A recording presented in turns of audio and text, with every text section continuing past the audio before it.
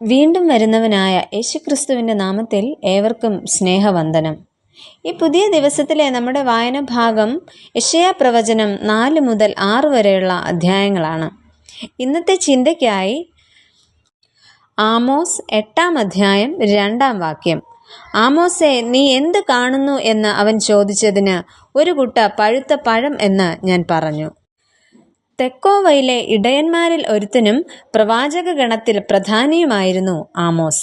അതിനാൽ പഴയ നിയമ പ്രവാചകന്മാരിൽ അഗ്രഗണ്യമായ സ്ഥാനമാണ് ആമോസിന് ഉള്ളത്.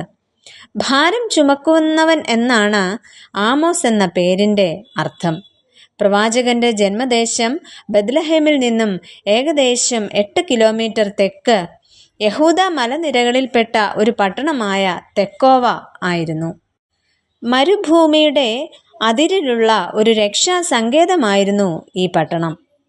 ഈ പട്ടണത്തിൻ്റെ ആധുനിക പേര് കിർബത്ത് തെക്കൂവ എന്നാണ്. രാജ്യത്തിൻ്റെ സാമൂഹിക സാമ്പത്തിക പ്രശ്നങ്ങളെ വിശകലനം ചെയ്ത് ജനങ്ങളുടെ ധാർമ്മിക ബോധത്തെ ഉണർത്തി മാനവരാശിക്ക് ഒരു പുതിയ പന്ഥാവ് തുറക്കുകയാണ് ആമോസ് തൻ്റെ പ്രവർത്തനങ്ങളിലൂടെ ചെയ്തത്. വേദപുസ്തകത്തിൽ ആമോസ് എന്ന പേര് മറ്റു 3 വ്യക്തികൾക്ക് കൂടെ ഉണ്ടായിരുന്നു. ഇന്ന് പ്രവാചകനായ ആമോസിനെ കുറിച്ച് അല്പമായി ചിന്തിക്കാമെന്നത്രേ ആഗ്രഹിക്കുന്നത്. ഒന്നാമതായിട്ട് ആമോസിൻ്റെ ദൈവിക വിളിയും ജീവിതവും. യഹൂദ രാജ്യത്തെ തെക്കോവയിൽ ആടുമേയിച്ചും കാട്ടത്തിപ്പഴം ശേഖരിച്ചും ആയിരുന്നു പ്രവാചകൻ ഉപജീവനം കഴിച്ചു പോന്നിരുന്നത്. വളരെ വില പിടിച്ച രോമമുള്ള വിശേഷ വർഗത്തിൽപ്പെട്ട ഒരുതരം ആടിനെയാണ് അദ്ദേഹം വളർത്തിയിരുന്നതെന്ന് വേദ പണ്ഡിതന്മാർ പറയുന്നു. മാത്രമല്ല, അദ്ദേഹം ഒരു മികച്ച കർഷകനും ആയിരുന്നിരിക്കണം. കാരണം കാട്ടത്തിപ്പഴം ശേഖരിച്ചിരുന്നു എന്നും തിരുവചനത്തിൽ പറയുന്നുണ്ട്. അങ്ങനെയെങ്കിൽ സ്വന്തം അധ്വാനത്തിലൂടെ ജീവിക്കുവാനുള്ള വക അദ്ദേഹം കണ്ടെത്തിയിരുന്നു എന്ന് നമുക്ക് മനസ്സിലാക്കാം. എന്നാൽ ഇത്തരത്തിലെ തൊഴിലിലൂടെ പ്രകൃതിയെ നിരീക്ഷിക്കുന്നതിനും കാലാവസ്ഥയോട് മല്ലടിക്കുന്നതിനും പക്ഷിമൃഗാദികളുടെ ജീവിതചര്യകളെ മനസ്സിലാക്കുന്നതിനും ആത്മധൈര്യം വളർത്തുന്നതിനും ആമോസ് പ്രവാചകന് സാധിച്ചു. എന്നാൽ അദ്ദേഹം വെറും സാധാരണക്കാരനായിരുന്നില്ല. ഇസ്രായേല്യ പാരമ്പര്യങ്ങളെക്കുറിച്ചും ഇസ്രായേല്യ ചരിത്രത്തെക്കുറിച്ചും വേണ്ട അറിവ് അദ്ദേഹത്തിന് ഉണ്ടായിരുന്നു.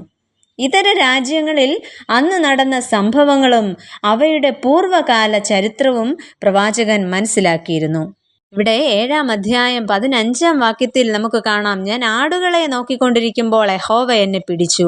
നീ ചെന്ന് എൻ്റെ ജനമായ ഇസ്രായേലിനോട് പ്രവചിക്ക എന്ന് യഹോവ എന്നോട് കൽപ്പിച്ചു എന്നാണ് പറയുന്നത്.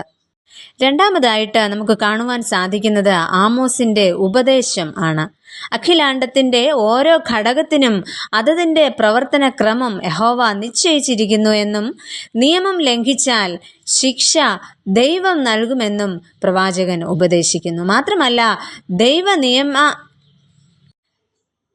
ദൈവനിയമിതങ്ങളായ നീതിയും ന്യായവും ആദരിക്കാത്ത ജനത്തിൻ്റെ ആരാധനയും യാഗകർമാദികളും ദൈവത്തിന് സ്വീകാര്യമല്ലെന്നും അങ്ങനെയുള്ള ജനം നശിക്കുമെന്നും ആമോസ് പഠിപ്പിക്കുന്നു. ആമോസ് പ്രവാചകന്റെ ദൂതിൽ ശിക്ഷാവിധിയാണ് മുന്നിട്ട് നിൽക്കുന്നത്. ദുഷ്കർമ്മങ്ങളെക്കുറിച്ച് പശ്ചാത്തപിക്കാതെ ഇരുന്നാൽ ദൈവം ശിക്ഷിക്കാതെ വിടുകയില്ല. ജീവരക്ഷയ്ക്കുള്ള ഏക മാർഗം ദൈവശബ്ദം കേട്ട് അനുസരിക്കുന്നതാണെന്നും ആമോസ് പഠിപ്പിക്കുന്നു. എന്നാൽ ശിക്ഷയ്ക്ക് അപ്പുറമായി ദൈവം കരുണയും വീണ്ടെടുപ്പും ഉള്ളവനാണെന്ന് പറഞ്ഞ് പ്രതീക്ഷയോടെയും പ്രത്യാശയോടെയുമാണ് പ്രവാചകൻ തൻ്റെ സന്ദേശം അവസാനിപ്പിക്കുന്നത്. പ്രിയമുള്ളവരെ, ഈ പ്രത്യാശയുടെ അനുഭവത്തിൽ നമുക്കും ജീവിക്കേണ്ടത് ആവശ്യമാണ്. നമുക്ക് പ്രാർത്ഥിക്കാം. പ്രിയ കർത്താവേ, പാപത്തെക്കുറിച്ചുള്ള ബോധ്യം എപ്പോഴും ഞങ്ങൾക്ക് നൽകി തരണമേ. അതോടൊപ്പം പ്രത്യാശയുടെ അനുഭവത്തിൽ ജീവിക്കുവാനും ഞങ്ങളെ സഹായിക്കണമേ. ആമേൻ.